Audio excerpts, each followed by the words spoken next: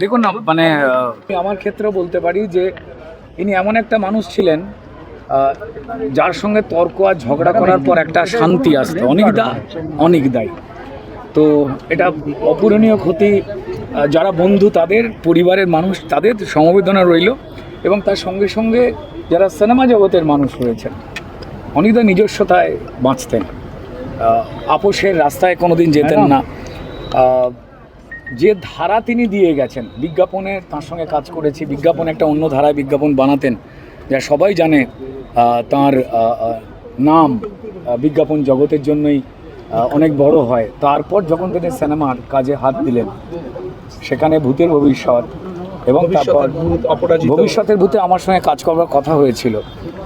তিনি ফোন করে মানে খুব অদ্ভুতভাবে বলেছিলেন, এই রুদ্র, তুমি আমায় চিনতে পারছো, আমরা একসঙ্গে কাজ করতাম। তো এটাই অনেকদা, মানে তারপর এই খবরটা, তারপর অপরাজিত।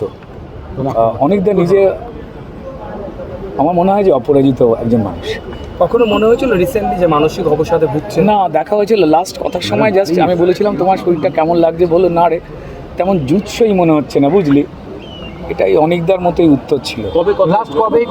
লাস্ট মাস দেড়েক আগে একটি প্রিমিয়ারে, দাদা একটু সেই সময়তে মাস দেড়েক দুয়েক আগে একটা প্রিমিয়ারে দেখা হয়েছিল, তখন কথা হয়েছিল। খুব অল্প সময়ের জন্যই শরীরটা খারাপ ছিল বলে চলে গেলেন। কিন্তু এই ঘটনা কেন কি, তার সঠিক তদন্তের মধ্যে দিয়ে নিশ্চয়ই উঠে আসবে।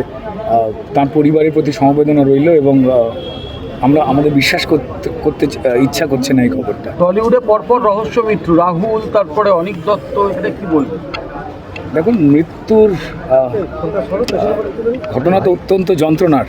তবে এটা বলতে পারি যে পরিষ্কার আমাদের এই যে নতুন সরকার রয়েছে এবং আমাদের সম্মানীয় মুখ্যমন্ত্রী, তিনি বারবার যে বার্তা দিয়েছেন, সেক্ষেত্রে কিন্তু কোনো কিছুকে আর চেপে দেওয়া হবে না, চাপা যাবে না। অনিকদার মৃত্যুর কারণ সেটা নিশ্চয়ই বেরিয়ে আসবে। তার সঙ্গে সঙ্গে আমাদের ভাই রাহুল, তার মৃত্যুর ব্যাপারে সঠিক কারণ, সঠিক তদন্ত হয়ে বেরোবে, এইটুকু বলতে পারি।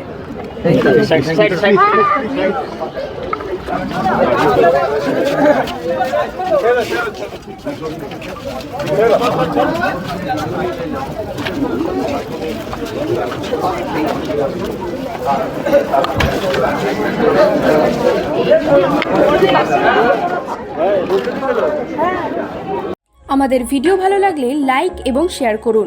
কমেন্ট সেকশনে গিয়ে জানান আপনাদের মতামত। আরও ভিডিও পেতে আমাদের চ্যানেল সাবস্ক্রাইব করুন এবং প্রতি মুহূর্তে খবরের আপডেট পেতে প্রেস করুন বেল আইকন।